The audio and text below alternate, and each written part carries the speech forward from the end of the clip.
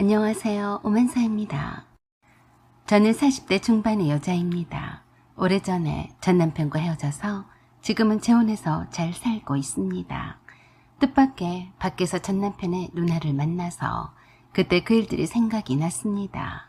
지금부터 그 얘기를 털어놓으려고 하는데요. 그냥 이러고 사는 사람도 있구나 하고 있는 그대로 들어주셨으면 합니다. 속칭으로 전 남편을 그냥 남편으로 지칭할게요. 전 남편과 저는 대학교 1학년 때 만나서 2학년 때부터 정식으로 사귀기 시작했습니다.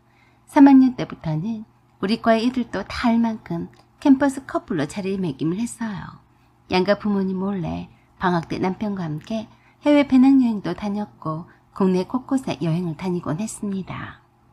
그 여행 경비를 모으기 위해서 둘 다 열심히 알바도 했어요. 물론 학과 공부도 늘 장학금을 놓치지 않을 만큼 열심히 했습니다. 당시의 남친이었던 남편과 제가 서로 성적표를 공유하기로 했으니까요. 서로 누가 더 성적을 잘 받았는지 내기를 하곤 해서 여간 열심히 공부를 한 게 아니었어요. 남편과 저는 서로에게 긍정적인 에너지를 주는 사람이라서 주변 친구들도 많이 부러워했습니다. 저와 사귀고 노는 바람에 군대 입대도 다른 사람들보다 늦었어요. 제가 먼저 대학 졸업 후 무난히 취업을 했어요. 뒤늦게 대학을 졸업한 남편의 취업을 위해서 제가 물심양면으로 내조 비슷하게 했었죠. 그런 사이에 몇 번의 임신을 한 적이 있었어요. 어차피 남편과는 의심할 여지도 없이 결혼할 사이라서 임신이 되어도 걱정은 하지 않았어요. 바로 결혼을 하면 되는 것이니까요.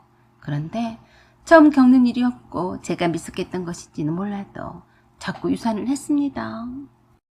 그랬어도 크게 신경을 쓰지는 않았어요. 왜냐하면 의사도 몸조리만 잘하면 젊으니까 또 임신을 할 수 있다고 했었고 저도 나름 결혼 전 임신이라서 조심스러운 면도 없지 않아 있었으니까요. 그래서 그때 철없이 의사 말만 믿고 괜찮겠거니 생각하고 부지한 게 아닌가 하고 나중에 후회를 했습니다. 남편은 누나들이 3명이나 있었고 막내여서 온갖 귀여움을 다 받고 자랐다고 했습니다. 저와 연애를 할 때에도 늘 입고 왔던 새 옷들은 어김없이 누나들이 사준 옷들이었어요. 용돈이며 가방이며 신발이며 모두 다 누나들이 다 챙겨준 것들이었죠. 그래서 그런지 남편은 누나들에 대한 생각이 각별했어요. 생각하는 것이나 저를 배려하는 섬세함도 다 누나들에 둘러싸여 살아서 그 정서를 잘 이해를 했던 것 같았습니다. 저는 남편이 저와 대화가 잘 통하고 그런 세세한 따뜻함이 정말 좋았거든요. 위로 시누이가 셋이나 많았어도 별로 걱정 같은 거는 하지 않았습니다. 친정 부모님이 시누이들이 많으면 제가 피곤할지도 모른다고 걱정하셨는데 그럴 때마다 제가 그랬어요. 엄마, 종팔 씨는 나밖에 모르는 사람이에요. 시누이들이 한 트럭 있다 해도 거뜬해요. 종팔 씨 말이라면 다들 그 집 식구들이 꼼짝도 못한다니까요. 그리고 아버님이 참 개념이 있는 분이셨어요. 아예 상견례 때 저희 부모님께 그러셨습니다. 곱게 키우셔서 저의 집안으로 시집을 보내시는데 제가 죄송할 따름이지요. 그러니까 혼수 같은 거 일절 받지 않겠습니다. 저희가 오히려 감사하다고 선물을 드려야 할 판이지 않습니까? 그 말씀에 저희 친정 부모님이 감탄을 하셨습니다. 말이라도 얼마나 고맙던지요. 그래도 그런 거 아니라며 할 것은 다 해서 보내겠다고 하셨는데 그때 시어머니가 그러셨습니다. 물론 그래야죠. 저희도 딸들이 셋이나 있어서 다 시집을 보냈지만 할 것은 다 해서 보냈습니다.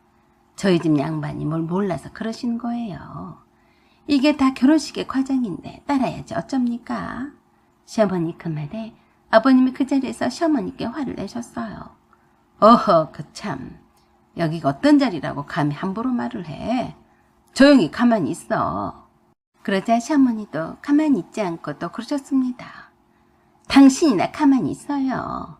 뭘 알지도 못하면서 꼭 말도 안 되는 소리만 할 거예요. 내가 딸을 셋이나 시집을 보냈는데 내가 모르는 게 뭐가 있다고 그래요? 뜻밖의 상견례장에서 시부모님이 쌈박질하는 구경을 해버렸네요. 아버님은 혼수 같은 거 다 생략하자고 하셨고 시어머니는 택도 없는 소리라고 하셨습니다. 결론은 뻔했어요. 뒷딸이 없으려면 혼수는 기본적으로 구색을 맞출 건 맞춰야 했습니다. 시댁 식구들은 인사비는 다 현금으로 대체를 했어요. 그랬더니 별 말은 없더라고요. 그때 아무도 모르는 일이지만 아버님이 시댁 식구들도 아무도 모르게 저에게 저희 집에서 보냈던 인사돈을 제게 그만큼 주셨어요. 이거 사돈 어른한테 드려라. 나도 딸을 키워서 남의 집에 시집을 보내는 것도 서러운데 시집에 잘 보이려고 이고지고 가는 것이 참 거시기 하더라. 사돈 어른이 딸 주고 돈 쓰고 무슨 죄냐? 한 사건마다 했어도 어른이 주는 돈을 마다하면 못 쓴다며 저에게 주는 돈이 아니라 저희 부모님께 갖다 드리라고 했어요. 어쩔 수 없이 받아서 친정 부모님께 그대로 전해드렸는데 친정 부모님도 놀라셨습니다. 세상에 이런 사돈은 없을 거다. 내 딸의 시집은 찰관계야. 저희 친정 부모님은 저에게 시부모님께 항상 예의 바르게 잘 대하라고 늘 가르치셨어요. 네가 그래도 복둥이라서 그런 시부모를 만난 거다. 항상 감사하고 조금 힘들더라도 시부모님을 존경하고 배려를 하면서 살아라. 아버님이 아무도 몰래 제게 혼수금을 되돌려주신 사실을 모르고 있었어요. 잘못 알게 되면 폭파가 일어날 수도 있었으니 제가 남편에게도 함구했습니다. 친정 부모님이 신혼여행을 다녀오면서 시댁 식구들 선물을 넉넉히 사오라면서 신혼여행의 경비로 따로 주셨어요. 그렇게 시작한 저와 남편의 결혼 생활은 괜찮았습니다. 아버님은 제가 하나밖에 없는 며느리라며 딸들은 다 필요 없다고 하시면서 저를 귀하게 여기셨어요. 신우들도 제게 못하지는 않았습니다. 아버님이 눈 빨갛게 뜨고 제게 신우짓을 못하게 하셨으니까요. 그러다가 제가 결혼 후 4년째 되었을 즈음에 아버님이 갑자기 돌아가셨습니다. 그렇게 활동적이고 건강하셨던 분이셨는데 밤산령이란 말이 딱 맞았어요. 새벽에 심장마비가 와서 손도 제대로 못 써보고 돌아가셨어요. 그때 일로 시어머니께서 가장 큰 충격을 받으셨습니다. 평생을 무뚝뚝하신 편이었어도 집과 일밖에 모르셨던 아버님이 간단히 인사도 제대로 하지 않고 가셨으니 말입니다. 그때부터 시어머니가 갑자기 말수도 적어주시고 식사도 불규칙하게 하시면서 밖에 나가서 사람들과 어울리지도 않으셨어요. 저는 그냥 시어머니께서 아버님을 떠나 보낼 시간이 필요한 걸 거라고 생각만 했어요. 시어머니께는 딸이 셋이나 있었으니 금방 회복이 될 거라고 믿어 의심치 않았습니다. 하지만 시어머니는 뵐 때마다 더 늙으셨어요. 우울증 약도 드신다고 하셨는데도 차도가 없어 보였습니다. 제가 가끔씩 시어머니를 모시고 바람도 쐬드리곤 했어도 몇 번 가시더니 가기 싫다고 마다하셨어요. 별로 사는 게 재미가 없다고 하시더라고요. 그런 시어머니를 형님들과 남편이 엄청 걱정을 많이 했습니다. 그래도 저는 시어머니께서 잘 극복해내리라 생각을 했을 뿐 제 몸 하나 챙기기도 힘이 들었어요. 왜냐고요? 그때까지 한 번도 임신을 못했으니까요. 임신을 그저 대수롭지 않게 생각했었는데 한 해가 가고 또 가게 되자 은근히 걱정이 되어서 병원에 갔더니 불임 진단을 받았습니다. 그런 사실을 남편과 저 친정 부모님만 알고 있었어요. 그런 저에게 첫째 형님이 저에게 그랬습니다.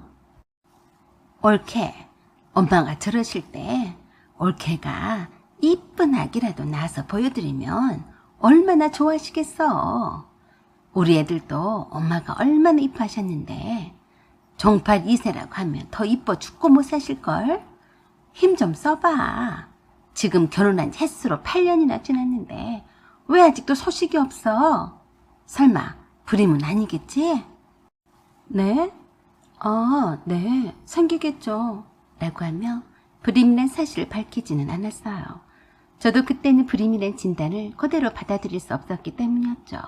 그렇지만 첫째 형님이 한번 말을 꺼내기 시작하자 둘째 형님과 셋째 형님이 돌아가면서 저를 다그쳤습니다. 둘째 형님이 제게 그랬어요. 올케, 큰언니가 올케한테 아기를 빨리 낳으라고 했다며? 나도 같은 생각이야. 엄마가 저렇게 혼자서 외로우시니까 손주라도 안겨드리면 얼마나 좋아하시겠어. 손주 보는 재미에 푹 빠져서 사실 거야. 엄마를 위해서라도 빨리 임신 좀 하면 안 되는 거야? 나이도 많은데 어떡하려고 그래? 그러더니 어김없이 셋째 형님이 또 저에게 찾아와서 그랬어요. 옳게, 설마 임신을 못하는 건 아니지? 어제도 언니들이랑 통하면서 걱정했어. 혹시 불임이 아닌가 하고 말이야.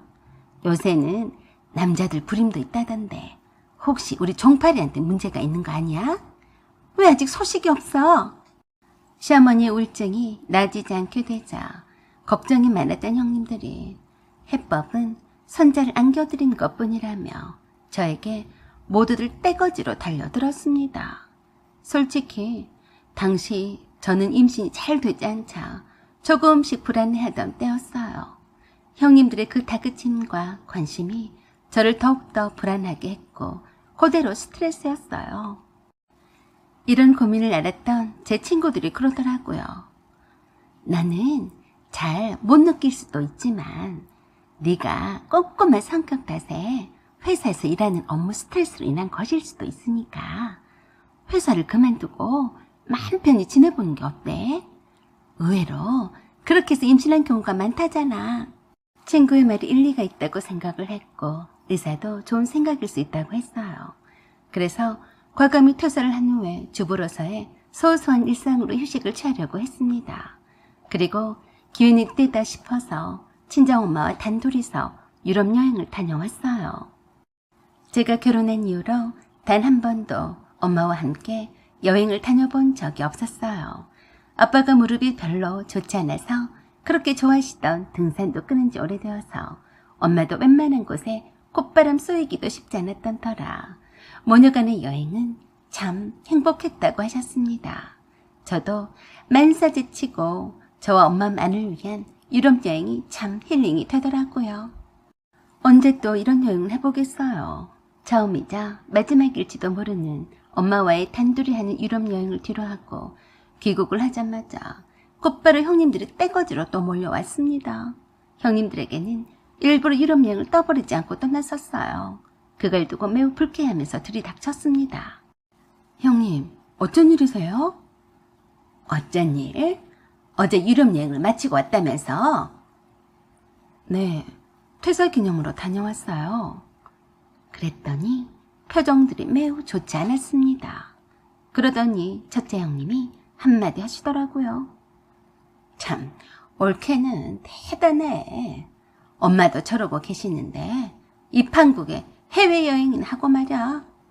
첫 마디부터가 기분이 나빴어요.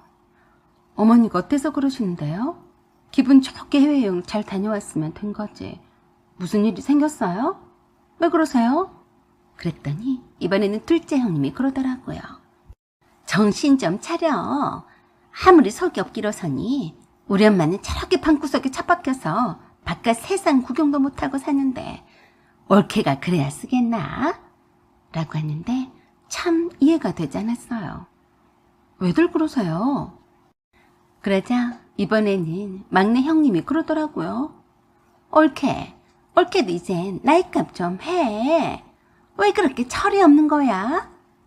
참 웃긴 짬뽕이더라고요. 돌아가면서 저를 두고 한마디를 하는 형님들이 웃겼어요. 그래서 제가 웃겨서 피식 웃었는데 그걸 두고 난리가 났습니다. 첫째 형님이 그런 저를 보더니 곧바로 그랬어요.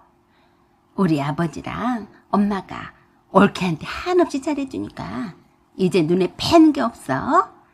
우린 엄마 때문에 걱정을 하느라 정신이 없는데 올케는 뭐가 좋아서 유럽 여행까지 다녀오고 휘낭낙 거리는 거야? 그래서 황당해서 저도 한마디 했어요. 어머니가 병원에 입원해 계신 것도 아니고 거동도 못 하시는 것도 아닌데 왜 그러세요? 그걸 말이라고 하는 거야? 퇴사를 했으면 올케가 우리들을 대신해서 엄마를 보살펴드릴 생각도 않고 친정엄마랑 놀러나 다니는 게 사람이라고 할 수 있어? 네? 제가 사람이 아니란 말이에요? 무슨 말을 그렇게 해요? 그랬더니 첫째 형님이 저를 나무랐어요. 어쩜 올케는 철이 그렇게 없어? 우리도 종파리한테 들어서 다 알고 있어. 그동안 올케가 임신을 못한 거라며? 감쪽같이 속였네. 그것도 모르고 엄마가 얼마나 올케가 애가 안 생긴다고 걱정한 줄 알아? 속 좀 차리게. 그러자 또 둘째 형님이 바통을 이어받아서 그랬어요. 우리 엄마만 불쌍하지. 며느리가 불임인지도 모르고 혹여 스트레스 받을까봐 말도 못 꺼내셨잖아. 그런데 아버지가 돌아가신 후에 우울증에 걸린 시어머니를 놔두고 친정엄마랑 유럽 여행을 다녀와? 내가 미치고 환장하겠네. 그래서 제가 그랬어요. 형님들 참 안타깝네요. 어머니한테 딸이 3명인데 형님들이 모시고 가세요. 제가 친정엄마를 모시고 간 게 그렇게도 셈이 나세요? 셈이 나면 형님들이 어머니를 모시고 유럽 여행을 가시라고요. 왜 죄 없는 저를 잡으세요? 그러자 셋째 형님이 기가 막히다며 저에게 그랬어요. 입은 터졌다고 말하는 것 좀 보소. 누가 그렇게 할 줄 몰라서 그러니? 네 친정엄마는 네 아버지도 살아계시고 말짱하시잖아. 외롭고 아픈 우리 엄마를 모시고 가면 안 되냐? 우리가 너처럼 자식도 없고 일도 없으면 왜 모시고 안 다녔겠어? 핑계대지 마세요. 마음이 없으니까 그런 거겠죠. 괜시리 저를 몰아세우지 마시고 각자 자기 어머니를 잘 챙겨드리면 되는 거예요. 저에게 자식도 없고 일도 없다고 하셨는데요. 저도 형님들처럼 자식이 있고 일이 있어서 신간이 편한 사람이 부러워요. 그러니까 이런 일로 저에게 스트레스를 주지 않았으면 좋겠어요. 그러자 자기네들끼리 큰 소리로 저를 향해 삿대질까지 해가며 난리였어요. 한참을 그러길래 제가 안방으로 들어가서 남편에게 전화를 했습니다. 야, 네가 네 누나들을 불러서 나를 혼 좀 내주라고 시켰냐? 빨리 와서 네 누나들을 데리고 나가라. 자기야, 누나들이 왔다고? 진정해. 내가 설마 불렀겠어. 아가리 그만 닥치고 빨리 기어들어와. 퇴근 시간 한참이나 지났는데 뭐하고 자빠져 있냐? 내가 무슨 죄를 쳤다고 네 누나들한테 이런 대접을 받아야 하니? 내가 경고하는데 앞으로 네 누나들이 내 앞에 나타나지 않게 해라. 내가 임신하려고 퇴사까지 했는데 이건 안 하니면 못하게 생겼잖아. 응, 알았어. 라고 끊은 후에 첫째 형님에게 곧바로 전화를 한 모양이었어요. 첫째 형님이 안방에 있는 저에게 와서 그러더라고요. 크세, 내 동생한테 전화했어? 내 동생 무슨 잘못이야? 이런 일로 내 동생과 우리 사이가 벌어지면 그건 다 올케 탓이네. 형님, 빨리 돌아가세요. 그리고 다시는 보고 싶지 않으니까 찾아오지도 않으셨으면 해요. 미쳤나? 내가 그동안 신의 짓을 하지 않으려고 애를 썼는데 이제 콧물도 없네. 옳게 하는 짓을 보니까 그냥 놔두면 안 되겠어. 그래서 하는 말인데 앞으로는 올케가 우리 엄마를 책임을 지고 보살펴드려. 알았어? 기가 막힌 말을 했습니다. 그렇게 제 성질을 건드려 놓고 한다는 소리가 시어머니를 보살펴드리라니 누가 들으면 제가 못된 며느리라서 시어머니를 모른 체하고 산 줄 알겠더라고요. 제가 미쳤어요. 형님들도 3분이나 떡하니 있는데 제가 왜요? 무슨 시집살이를 사서 고생하라고 그래요? 저는 제 친정엄마나 잘 보살필 겁니다. 정말 이럴 거야? 그러고 올케가 우리 집 며느리야? 며느리가 아니면 어때요? 이 집 며느리가 신우들한테 휘둘려서 살아야 한다면 안 하고 말죠 뭐. 별꼴이네. 빨리 안 가고 뭐 하세요? 그랬더니 문 밖에서 엿듣고 있던 둘째와 셋째 형님이 문을 팍 차고 들어와서 난리였습니다. 네가 그러니까 애도 못 낳는 거야. 신보가 그렇게 처먹었으니 조상님이 복을 주시겠냐? 그래, 네 친정엄마만 소중하고 우리 엄마는 아무것도 아니란 말이야. 돌아가신 우리 아빠가 얼마나 너를 이뻐하셨니? 그런 고마움도 모르고 우리 엄마가 치매가 걸리니까 네가 손절하는 거 아니냐? 셋째 형님의 그 말에 깜짝 놀랐습니다. 치매요? 어머니가 치매예요? 그러자 잘못 말했다는 듯이 셋째 형님이 자기 입을 털어막았어요. 그런 셋째 형님에게 첫째와 둘째 형님이 눈짓으로 왜 말했냐고 하면서 탓하더라고요. 그런 형님들에게 제가 그랬습니다. 왜 저한테만 어머니가 치매란 사실을 숨겼어요? 그랬더니 첫째 형님이 그러더라고요.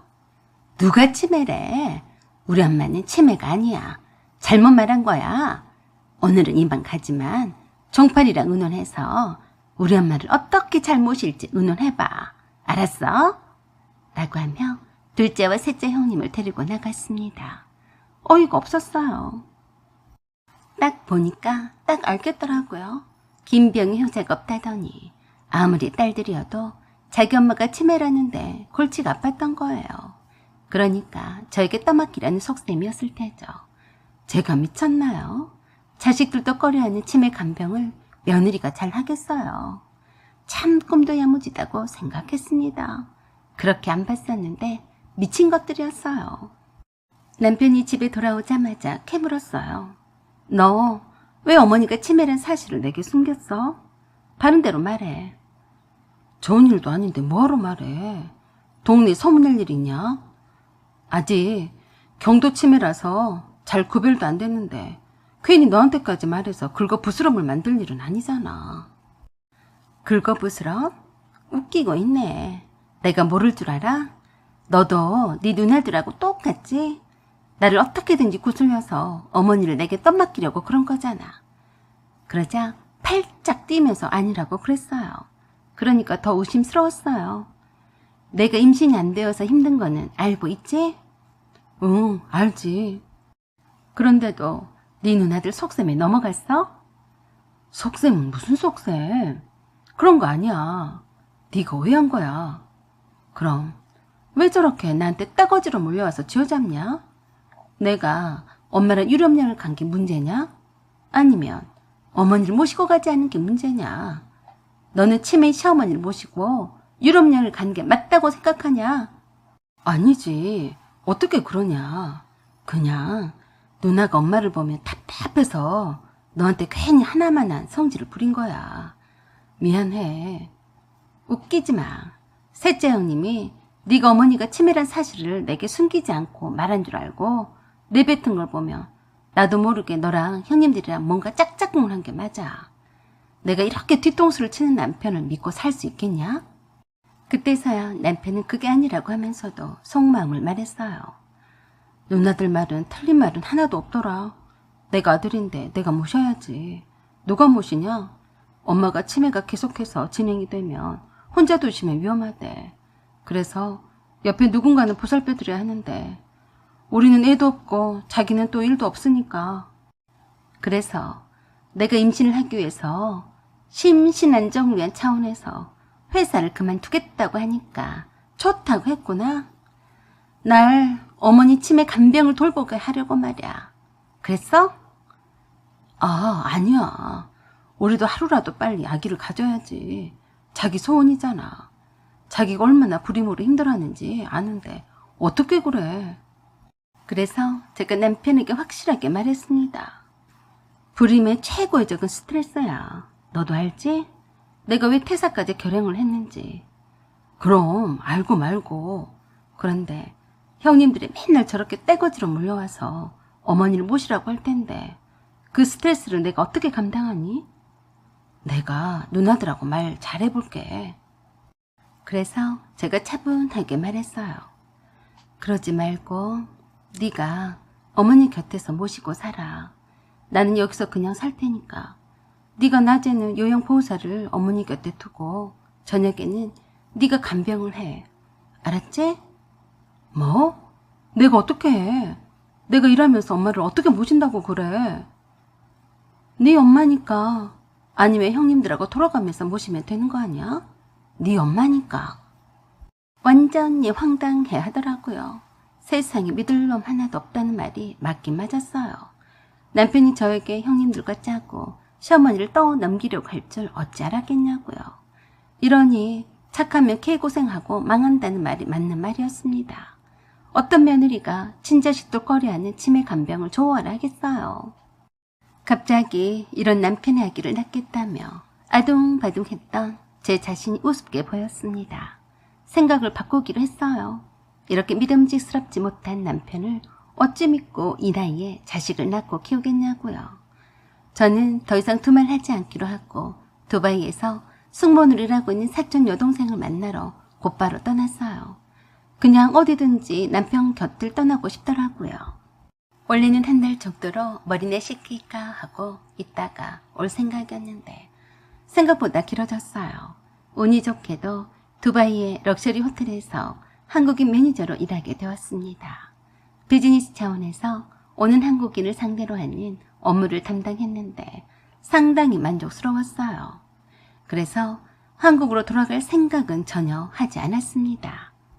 그동안 직원 찬스로 친정 식구들을 두바이로 초청도 해서 관광도 시켜주고 제가 사는 모습도 보여줬어요. 남편도 제가 두바이로 떠난 뒤로 시어머니를 형님들과 돌아가며 몇 달간씩 모시고 산다고 들었습니다. 제가 이혼서류 사인을 해줄 테니 보내라고 했는데도 이혼을 하지 않겠다며 버텼어요. 제가 왜 두바이에서 그렇게 오랜 시간을 버티고 귀국하지 않았겠어요. 그냥 남편에게 실망했고 형님들하고 또 보고 살 것을 생각하니까 한마디로 만사가 싫었기 때문이었어요. 남편이 나를 만나기 위해서 두바이까지 찾아왔지만 제 대답은 한결같았습니다. 남편과 이혼을 한 것이었어요. 제가 너무나 두바이에서 잘 지내고 있는 모습을 본 남편이 충격을 받았는지 제가 원하는 대로 이혼에 합의를 해줬어요. 그런 후 수년이 지난 후에 저는 다시 귀국을 했습니다. 왜냐고요? 출산을 한국에서 하고 싶었거든요. 남편은 한국계 미국인이었어요. 두바이에서 만난 남편과 만나서 미국에 건너가서 결혼을 했습니다. 재혼한 남편이 저를 배려해서 일부러 한국 지사에 근무지를 신청을 했어요. 다시 한국 땅을 밟게 되자 이보다 더 좋은 곳이 이 세상에는 없다는 생각이 들었어요. 아들을 낳은 후에 유모차를 끌고 남편과 함께 공원 산책을 가는데 어떤 아줌마가 저를 쫄쫄 따라왔습니다. 남편 이상해서 묻길래 제가 되돌아봤어요. 전 남편의 셋째 누나였어요. 저는 그저 아무렇지도 않게 인사했습니다. 오랜만이에요. 반갑네요. 그러자 남편과 저를 한 번씩 번갈아 보더니 머뭇거리며 다가왔습니다. 올케가 맞아? 언제 귀국했어? 네, 좀 되었어요. 그동안 잘 사셨어요? 응. 이 얘기는 누구야? 누구긴요. 제 아들이에요. 그러자 놀란 표정으로 그러더라고요. 뭐? 아들? 그래요. 이 사람은 제 남편이고요. 따로 소개 안 해도 되겠죠? 크세 재혼했어. 그럼 아직까지 혼자 살 줄 알았어요? 그럼 이만 갈게요. 라고 하며 더 하고 싶은 말이 있는 것 같아도 모른 척하며 돌아섰습니다. 전 남편에 대해서는 엄마를 통해서 알고 있었어요. 한 번 시술이 고주망태가 다 되어서 실성한 사람처럼 엄마한테 찾아온다고 그랬거든요. 장모님은 한 번 장모님이니까 영원히 내 장모님입니다. 그러면 쓰나? 여기에는 다시는 오지 말라고 했나 안 했나? 왜 정신을 못 차리는 거야? 엄마가 한 번씩 그렇게 달래서 보내곤 했는데 그럴 때마다 처지를 비관하더랍니다. 장모님, 저는 어떡합니까? 제가 현수랑 이혼한 뒤로 되는 게 하나도 없습니다. 일도 엉망진창이 돼버렸고요. 엄마는 치매 때문에 날마다 누나들이 죽는 소리를 하고요. 저도 어디 꼼짝도 못하고 살아요. 우리 현수는 재혼했네. 내가 몇 번을 말해줘야 하나? 자네도 좋은 사람을 만나게나. 치매 시어머니에다 시누이가 셋이나 있는 저를 누가 좋아하겠습니까? 저는 결혼 같은 거 포기한 지 오래예요. 현수도 행복하게 잘 살라고 하세요.